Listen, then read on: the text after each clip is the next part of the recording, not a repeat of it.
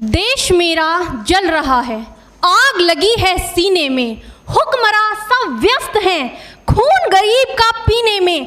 तो राम मंदिर या बाबरी का पक्ष नहीं मैं लाई हूं, घायल भारत चीख रहा है, चीख सुनाने दर्द हद से तब गुजरने लगता है जब मेरी आंखों के सामने ताज, पुलवामा, छत्तीसगढ़ में शहीद हुए जवानों के शत विशत अधजले शरीर के टुकड़े, रेत के टीलों से ऊपर जाती लाशों के ढेर और कश्मीर की खून से सनी लाल रंग की सड़कों के दृश्य सामने आते हैं।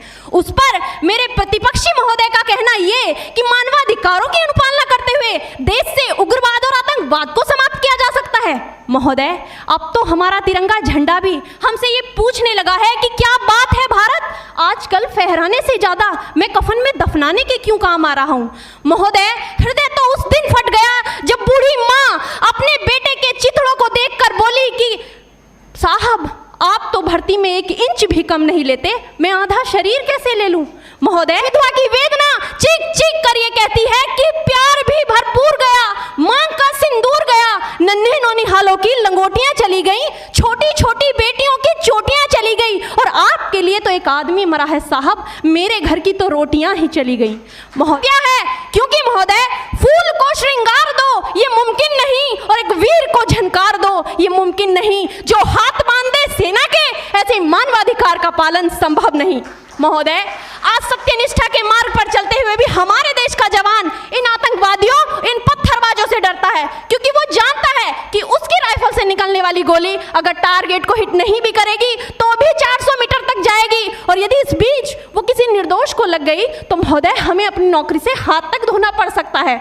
और महोदय, अपनी नौकरी को बचाने की खातिर एक जवान आज ये सोचता है कि चाहे सांप मरे या ना मरे परंतु लाठी नहीं टूटनी चाहिए, क्योंकि आज हमारे देश के हालात कुछ ऐसे हो गए हैं कि चिरागों को हवाओं में उछाला जा रहा है, हवाओं पर भी रोब डाला जा रहा है। अरे हम ही तो बुनियाद है आंतरिक सुरक्षा की और आज हमें ही नौकरी से निकाला जा रहा है। भी तो क्या कहा था उस देशद्रोही ने कि तुम एक अफजल को मारोगे हर घर से अफजल निकलेगा। तो मैं भारत की बेटी अपनी भारतीय सेना की तरफ से आज ये ऐलान करती हूँ कि उस घर में घुसकर मारेंगे जिस घर से अफजल निकलेगा, वो कोख नहीं पलने देंगे जिस कोख से अफजल निकलेगा।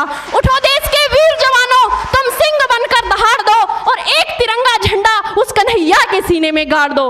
महोदय, अंत में अपनी वाणी को विराम की ओर ले जाते हुए मैं सिर्फ इतना ही कहना चाहूंगी कि नाम की दुहाइयां देने वालों, सीमा पर लड़ा नहीं जाता चरखों से शोलों के आगे, रामायण पढ़ी नहीं जाती सीमा पर गोलों के आगे, धरती के घोर कुहासे को एक सूरज ही हर सकता है क्योंकि एटम बम से रक्षा केवल एटम बम ही कर सकता है। जय हिंद, जय भारत।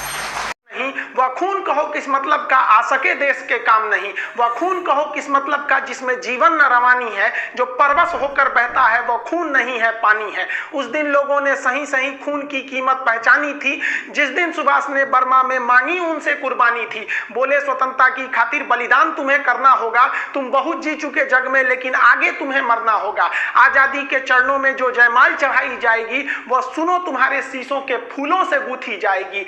आजादी का संग्राम कहीं पैसों पर खेला जाता है, यह शीश कटाने का सौदा नंगे सर झेला जाता है। अजानू बाहू ऊंची करके वे बोले रक्त तुम मुझे देना, बदले में भारत की आजादी तुम मुझसे लेना। हो गई सभा में उथल पुथल, सीने में दिल न समाते थे, स्वर इंकलाब के नारे कोसों तक छाए जाते थे। हम देंगे देंगे रक्त बस यही शब्द सुनाई देते थे, रण में जाने को युवक खड़े तैयार दिखाई देते थे। बोले सुभाष वह आगे आए जिसके तन में भारतीय खून बहता हो, वह आगे आए जो खुद को हिंदुस्तानी कहता हो, वह आगे आए जो इस खूनी हस्ताक्षर करता हो, मैं कफन बढ़ाता हूं, वह आगे आए जो इसे हंस कर लेता है। सारी जनता हुंकार उठी, हम आते हैं, माता के चरणों में हम अपना रक्त चढ़ाते हैं। उस दिन देखा साहस से भरे युवक बढ़ते ही जाते थे, चाकू छुरी कटारों से वे अपना रक्त बहाते थे, फिर उस रक्त की स्याही में वे अपनी कलम डुबाते थे और आजादी के परवाने पर हस्ताक्षर करते जाते थे। उस दिन तारों ने देखा हिंदुस्तानी विश्वास नया, जब लिखा भारत के महावीरों ने खून से इतिहास नया। आप सभी देशवासियों को स्वतंत्रता दिवस की हार्दिक शुभकामनाएं।